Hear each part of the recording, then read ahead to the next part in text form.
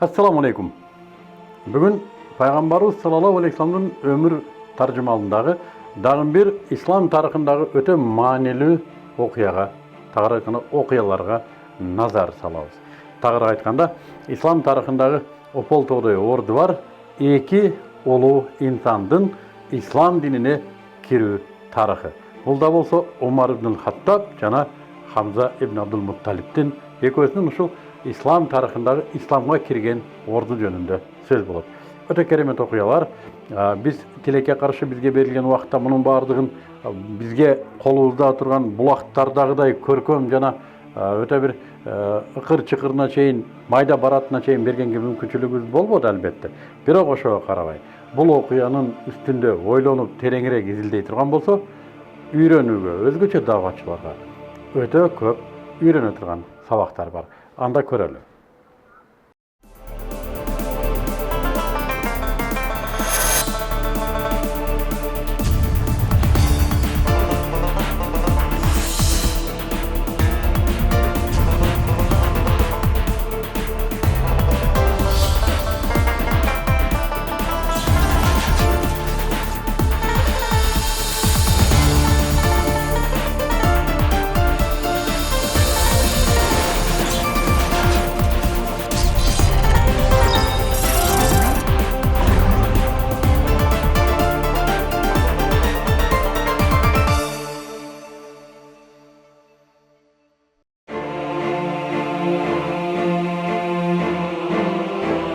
Пайғамбарымыз саллаллаху алейхи вассалам мына ушул Кабаның түндік жағындағы Сафа адырының жанында намаз оқып отырған кезде, намазын бүткеннен кейін Абу Жахил аттуу мушрик келіп, пайғамбарымызды сөге баштайды. Ей Мұхаммад, мен саған тыйым салбадым беле мынтип сыйынганга деп. Пайғамбарымыз саллаллаху алейхи вассалам жооп бербейді. Ошондо Абу Жахил жолдон бери ташталып пайғамбарымыздың башына бир коет. Пайғамбарымыздың башы жарылады. Абу Жахил Кабаның батыш жағында орын алған Курайштардың отырчу жайына келіп, алармен қосылып ар нерсени сүйлөшүп отырып калат. Бұл акыбалды көрген бір күң аял пайғамбарымыздың амекisi Хамзаға жеткирет. Хамза ал кезде ушундай бір Курайш елінің батыры болчу. Жалгыз өзү болгон бир эле бычак менен арыстанга ууга чыкты. Жана арыстанды уулап, өлтүрүп, терисин шылып келген батырлардын бири эле. Ушундай арыстанга ууга чыккан батыр эле. Бұл қабар Хамзаға жеткенде аябай катуу тийди Хамзаға. Ушунчалык кыжыры келтирип Абу Лахабты, Абу Жахилди алыстан сөгүп келди. Ей сары көтөн, сен эмнеге менин агамдын баласынан тесиң? Сен билесиң, керек болсо мен дагы ислам дининдемин дейт. Мына ошондо Абу Жахилдин туугандары бир тарап болуп, Хамзанын туугандары бир тарап болуп, эки тарап мушташканы калганда Абу Жахил өзү токтогула. Шындығында мұның амекісін өте қату тарынтып қойдым. Мұны мені мүнтіп тарынтқанға ақысы бар деймін.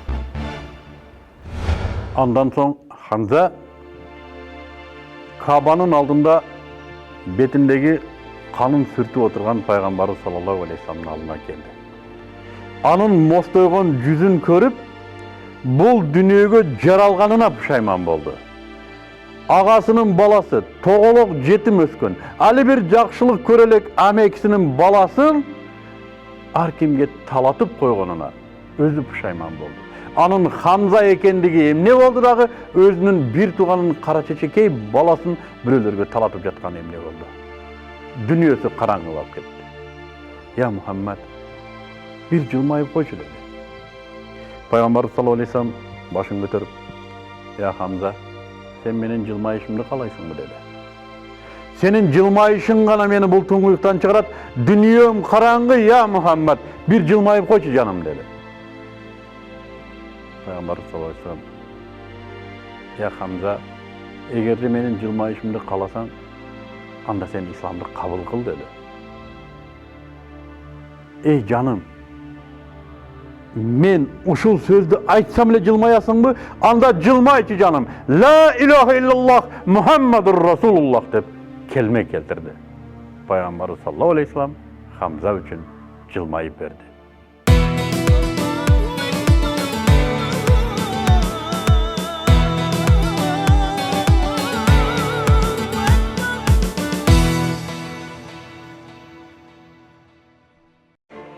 чегинен ашкан адилетсиздиктен азап тартканда, пайгамбару саллаллаху алейхи вассалам Аллахым исламды Абу Джахил же Умар ибн Хаттаб менен кубаттандыр деп дуа кылат эле.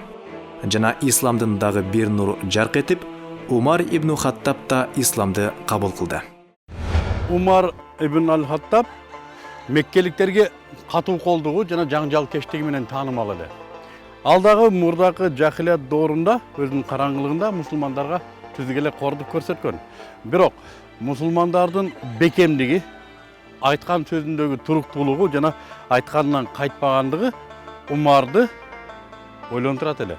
Балким мына ушунчалык зор кордукка чыдап аткан соң, бул мусулмандардын сөзүндө акыйкат болуп жүрбөсүн деп кыйналат эле. Бир жолу Умар шаар кыдырып баратса, жакын туугандарынын бирөөсүнүн кызы, мындай айтканда Умардын жакын карындаштарынын бири түйүнчөгүн көтөрүп бир жака чыгып баратканын көрөт. Тагыраак айтканда, анын көчүп чыгып баратканын көрөт. Жана карындашын токтотуп, каяка кетип атканын сурайт. Карындашы жашырбай эле, эч нерседен коркпой эле, ушунчалык алар тойгон мушриктердин азабынан жашырбай да калды. Анын үстүнө Умардан коркпой да калды. Эй Умар, силер бизди тажаттыңар, биз жер которууга аргасызбыз. Бизди мекенибизде жашатпай койдуңуздар сиздер, деди дагы бурулуп кетип калды. Умар эчтеке деген жок. Эчтеке кылган жок. Селдейип гана туруп калды. Болгону артынан сага салам болсун деп койду. Умар адамдардын киндик каны тамган жеринен ажырап жатканына ич атышып, бул күнү кечке маанайы пас жүрдү. Бул оор кесепетти ал өз жонунда сезди. Жана буга пайгамбару саллаллаху алейхи вассаламды күнөөлөп, аны өлтүрүү менен гана мындан кутуларына көзү жетти.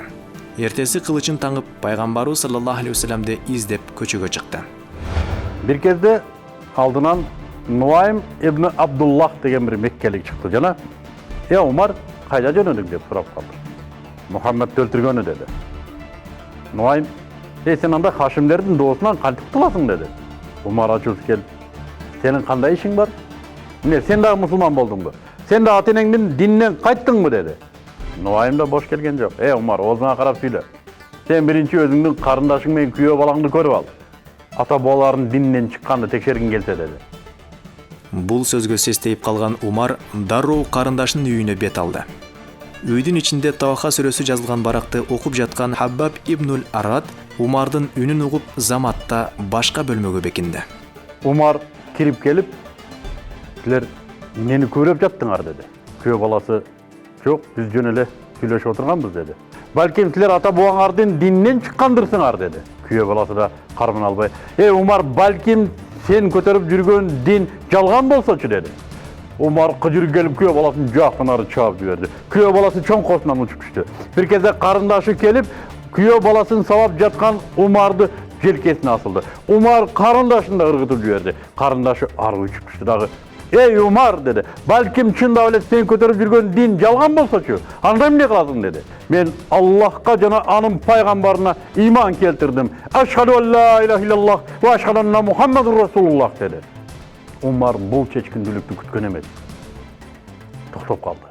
Шалдайып отуруп калды. Бир кезде өзүнө келди дагы: бергилечи бая кагазыңарды деди. Анын үстүнө карындашына кол көтөрүп жибергенине өзү да ичи атышып аткан болчу. Карындашы: сен таза эмессиң деди. Бул кагазды таза адамдар гана карманат деди. Умар ордунан турду, эшикке чыкты, барып толук жуунду. Кайра келди дагы: эми кармасам болобу, бергилечи деди. Карындашы Таха сүрөсү жазылган баракты берди. Умар: Бисмиллахир-рахманир-рахим.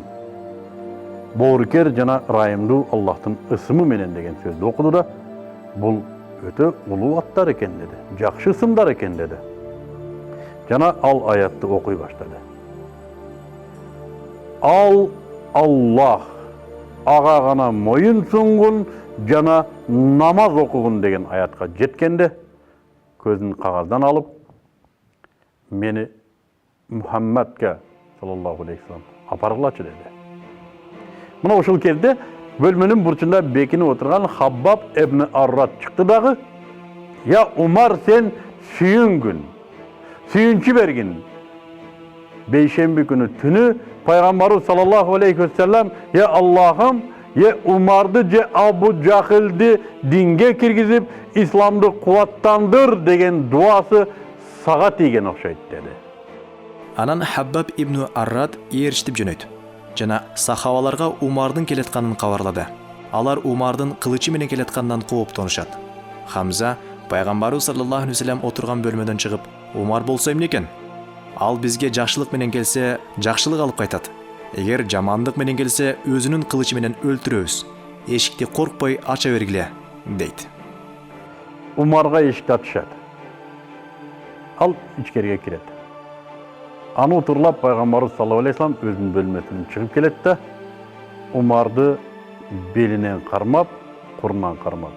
Ey Umar, valittey bolgonço toktatsan bola dep bir silkip oturguzup koydu. Umar hiç de kelegen yok. Anan Allah'ın elçisi kolun jayıp, ey Allah, mına Umar senin aldığında. Umar menen İslam'dı kuvvattandır dep dua kıldı. Oşol uçurda Umar Allah'tan başka sığınarga tatıktуу zat yok. Jana Muhammed anın elçisi. Aşhadu en la ilahe illallah ve aşhadu enne Muhammedur Resuluhu dep iman keltirdi. Jana bunu ukkan oşol bölmödögü musulmanlar Allahu Akbar dep kıykırıştı. Alardın kıykırığı Kabe'ga çeyini buldu.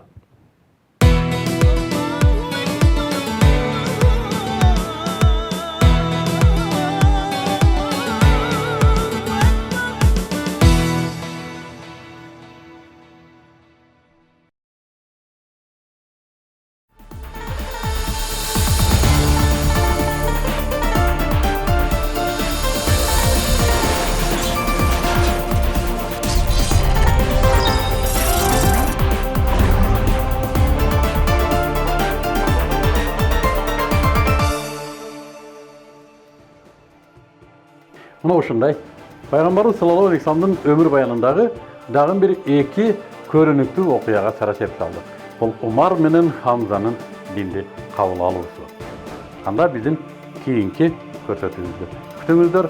Эгерде биздин ушул көрсөтүүлөрүбүз сиздерге жаккан болсо, кандайдыр бир пайдасы тийген болсо, же башка бирөөлөргө да пайдасы тиет деген оюңуздар болсо, биздин каналга жазылыңыздар. Биринчиден байма-бай өтө пайдалуу күн сайын чыгып турган контенттерди аласыздар жана башкаларга да берчү коюңуздар. Бул каналга сөзсүз жазылыңыз. Дайым биз менен болуңуз.